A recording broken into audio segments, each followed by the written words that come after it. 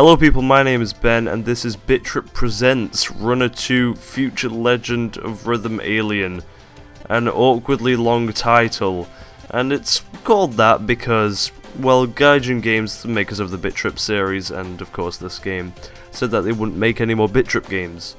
So instead of calling it BIT.TRIP Runner 2, which would go against what they said of course, they've called it BIT.TRIP Presents Runner 2, because that of course makes everything better, and I would rather them just call it Runner 2, but if they want to be ridiculously indie about it, I suppose, then they can do that. I don't mind as long as we get an awesome game, which so far this is shaping up to be. Let's get into why. But first, the options, as we always do. So settings, what does it have? It has full screen no windows, so that's good. Window size is limited to 4 options unfortunately, and full screen size seems to be limited to whatever your system is running on, the default resolution. You can change depth of field, VSync, vibration, and of course there's some audio things, and of course have music above sound effects, and they'll only take any changes will take place once you restart the game, much like Runner 1. Controls, glitchiness. I'm playing this before its actual release. I don't know why that's messed up. They'll probably patch it. It's fine. So, playing with a controller is highly recommended. Play with a controller then. It is possible to play with the keyboard and mouse. Well, just keyboard. But yeah, I would suggest you play with a controller. It just feels far better.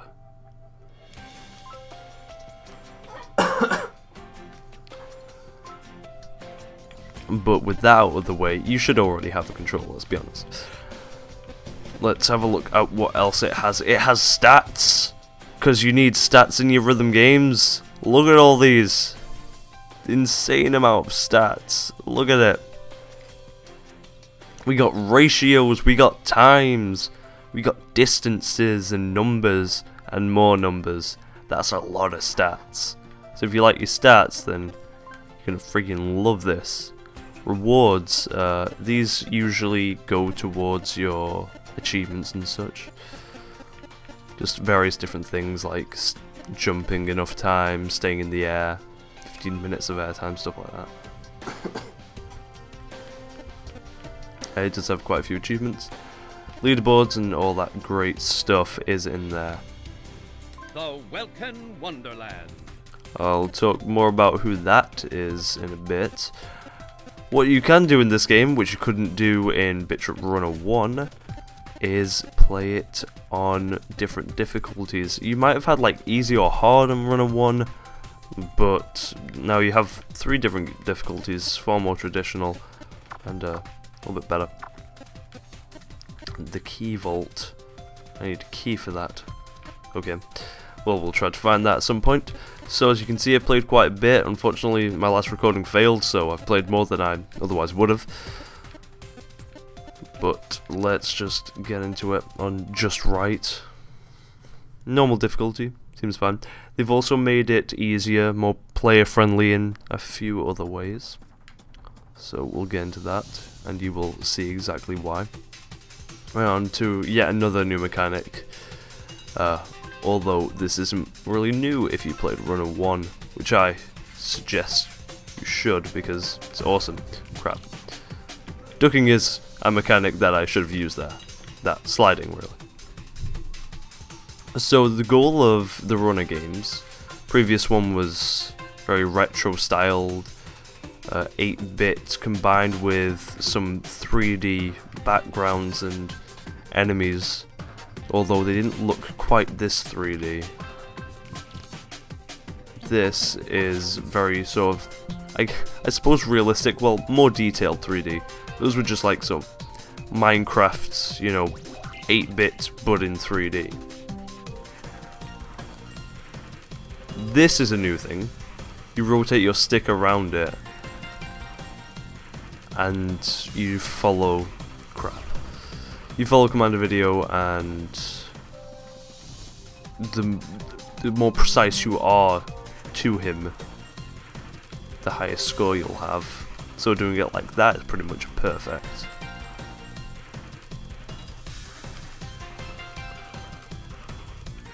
Doing other things, a lot of stuff. There's a lot of stuff that's back, and there's a lot of new stuff, which is great. So the running games have always been about pretty precise platforming, constant movement. You can't stop him.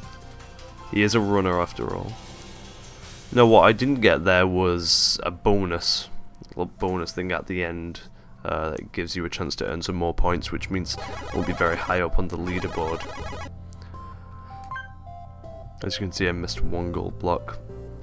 It says I'm third there, but that's just about where I am. That's the micro leaderboard, as it were. I could replay the level, but I don't want to waste your time. I would have killed myself over and over to just try and get that. I want to see if I can do any better on this, though. Get that one that I missed in the previous recording. This introduces kicking, or builds up upon it, which is very similar to the previous one, complete with the really weird signs that fly into your screen to try and distract you.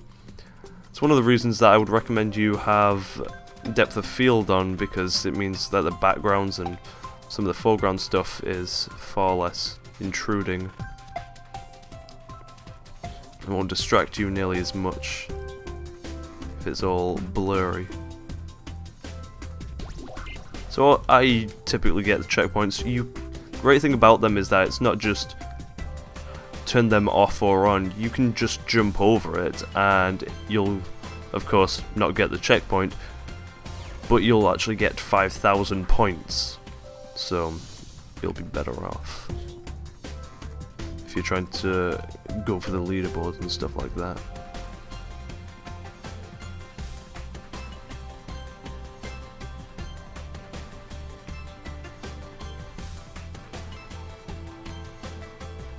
Of course, those plus things that return from the previous game, they're the main things that add to the music.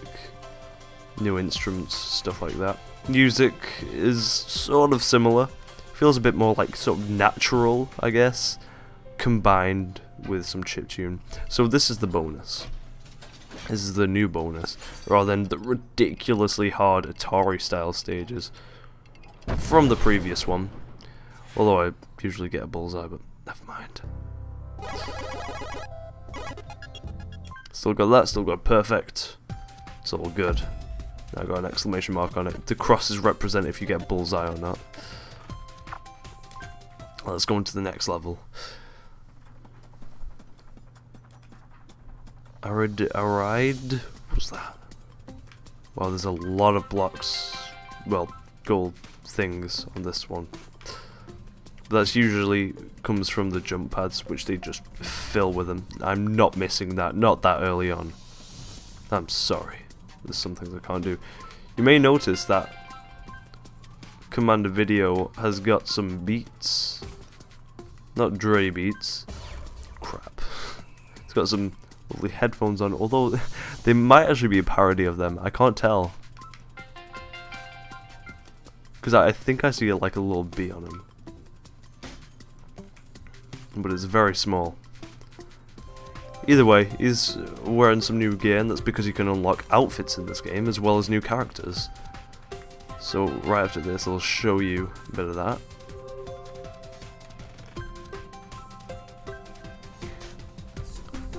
Because of the whole cartwheel thing and being precise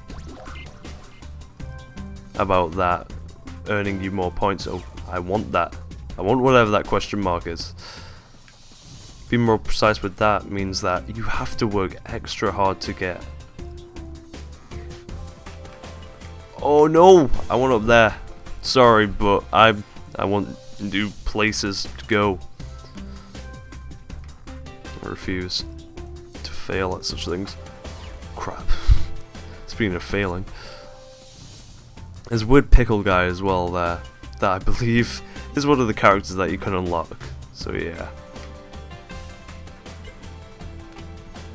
Okay, so that's the only way you can get past this. Please let this be worth it. Oh. It's weird because it's the right stick, so... I'm missing a lot of gold blocks though by coming up here. It's better be worth it. And better not fall down. Okay, this is a different finish line. Alternate exit. Awesome.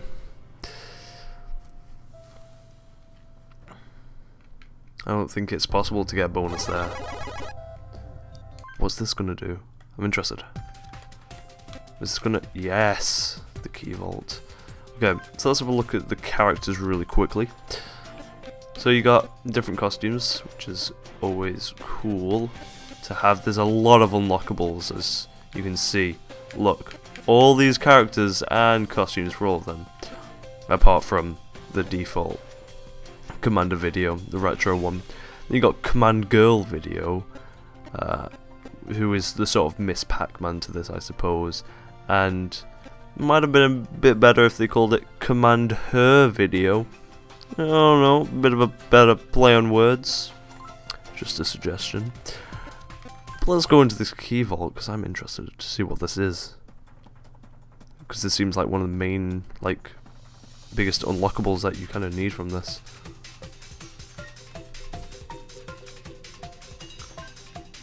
And as soon as I get this key, it gives me further incentive to go back through levels to see any things I've missed. So yeah, a lot of content, a lot of unlockables. Anybody that wants to 100% things, get high on leaderboards, oh, you're gonna have a grand time with this. And a long time as well playing it. For the price, you're gonna get a hell of a lot of content.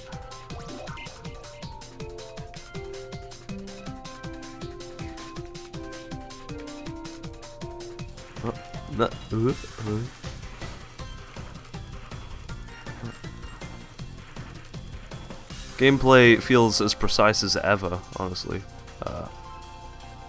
Some people might not have expected it to. I sort of didn't, because Commander Video isn't pixel based, so you can't really see if it's, you know, pixel perfect precision in the things while you're moving and jumping. Ooh. Ooh, nice. But it still feels good, even though it's a 3D model, and of course... Oh, nice. Is this going to show me where they are as well? Because that would be really appreciated. No, I guess not. I just have to go through all of them. Oh, no, it shows up in the top left. Excuse me. So let's go into a previous one and see what we can unlock. Find them. Beat key vaults, reveal hidden treasure. So this should unlock the treasure that we will see later on, I suppose, in the level. I do love the music though. It's not a huge change from the original. It's definitely got a sort of a different pace, you can tell. Oh, I screwed that up, but this is incredibly difficult. More customization. Oh, whoa, was that? It's a throwback. It sounded retro. What's that gonna be?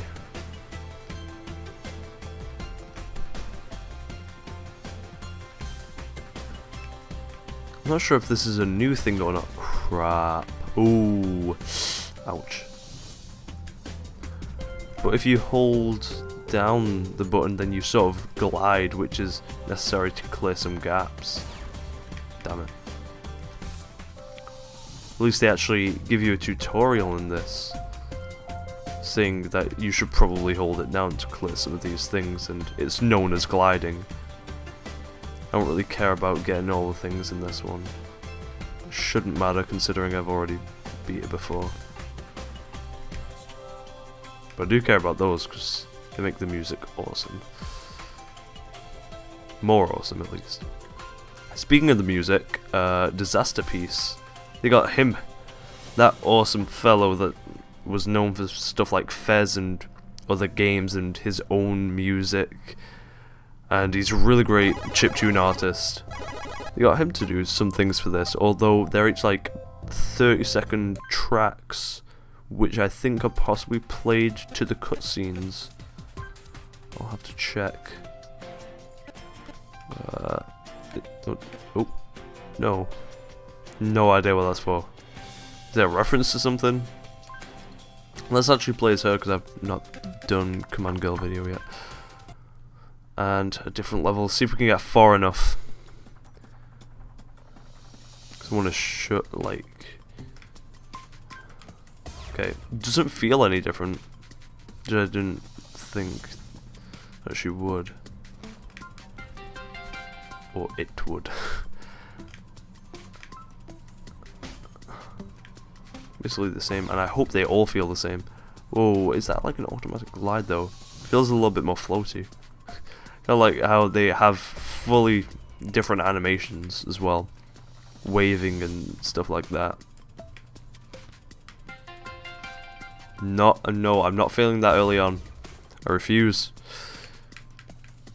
I'm such a completionist when it comes to games like this. I really like rhythm games as well. This is definitely one of the best I've played. The weird thing about this rhythm game is that, as opposed to something like Rhythm Heaven or Rhythm Paradise, as is known here, it's not all about listening to the music and then, you know, timing your button presses in with that music. Because stuff like Rhythm Heaven, you don't really look at the screen, you need to listen to the music. And then, crap, sometimes it doesn't duck, it's a little bit weird with that. You see, if I what happens if I oh my god, if I switch to the keyboard it feels like crap, I'm sorry. No, I don't want to switch to the keyboard, not this late on as well, especially.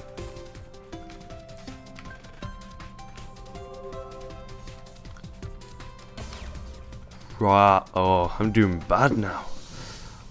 Don't know if it's just a change of character or what. Oh, it feels different, it just looks different, it's weirding me out.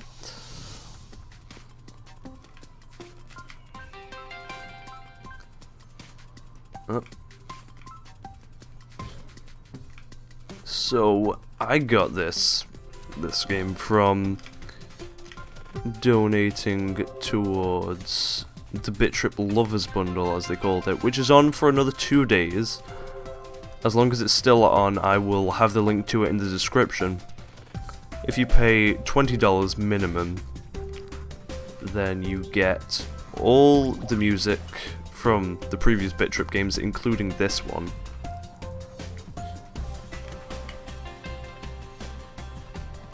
This is very similar. They do reuse some design things, but you're just so into it, it doesn't really feel like it matters. The little changes are enough to keep you playing, because the gameplay just feels so tight and responsive.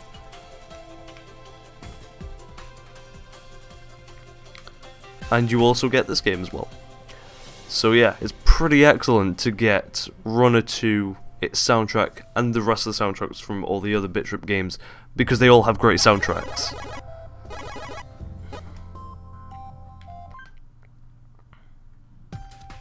I would highly recommend you play them if you haven't. Oh crap, I wasn't meant to do that. The reason why it felt similar was because I had played it before. Why didn't I recognize it? Why did I suck so much at the beginning if I've already played it? Oh, I bet people were shouting at me to not do that. Not do what I was doing. But I still stand by my point of some things feel very similar. Not just because it was the same thing, but on other parts that are definitely different.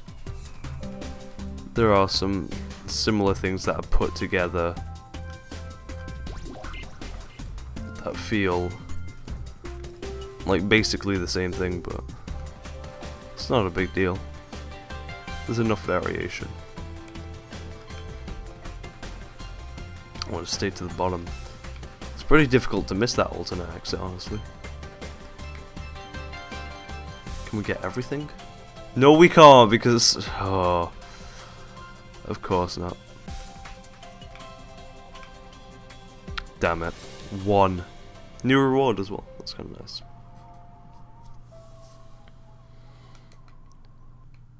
Okay. I want to see if I can finish this world. See if I can get some more voice. Whoa, okay. There's quite a bit left to go. We'll make this the last one that I do. So, the gold blocks that you also collect have a bit more of a purpose than just simply collecting them for score.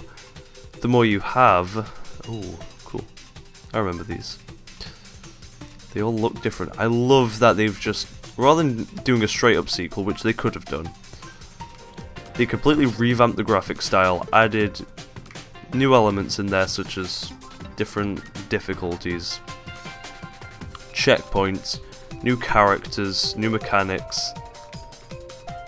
Basically completely revamped the game and not been afraid to go for a completely different style, which I love. Because I honestly prefer this. It's a really weird and random style. Oh, damn it. I wasn't expecting to even get through that, honestly.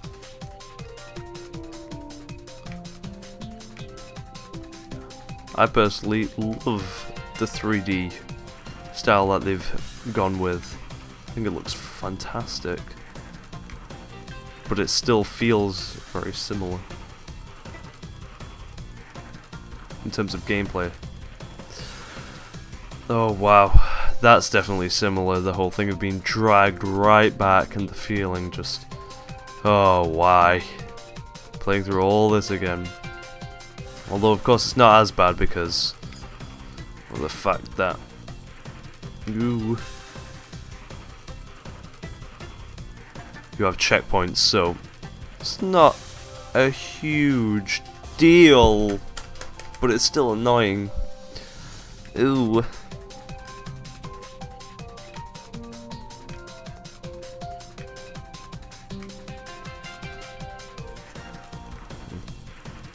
There's still that same satisfaction whenever you beat a level, especially if you perfect it. Damn it. I'll just roll with this one then. Oh. Or not. Like when you perfect a level or finally beat one, there's still that satisfaction there, and it's just awesome. If you like the first game, you're gonna like this just as much, if not more. If you've not played the first game, then I recommend that you do, because it is pretty excellent. Or wait for it to go on sale or something. Do whatever you want. No. Oh, this is really getting to me. Come on. I said that this would be the last level. I said it would be the last level. I meant it, and I didn't want to have to quit.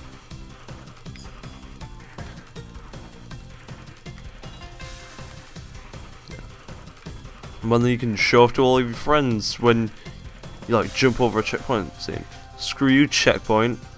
I'm MLG Pro XXX gamer, and I'm the best at everything." Or at least at rhythm games, which I'm not sure many pro gamers tend to be. Oh, never mind. It's still fun to do. Oh god, it's such an awesome game.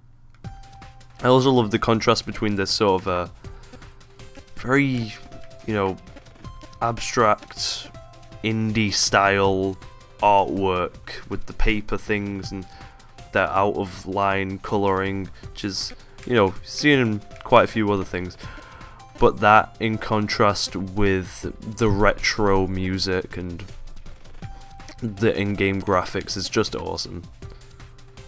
I'm really enjoying just every second of the game. It's so good. Music, the voice acting, which unfortunately we didn't hear much more of other than... If I just get into it. The Welkin Wonderland. By Charles Martinet, Martinet, I think. Who you may know as the voice of Mario.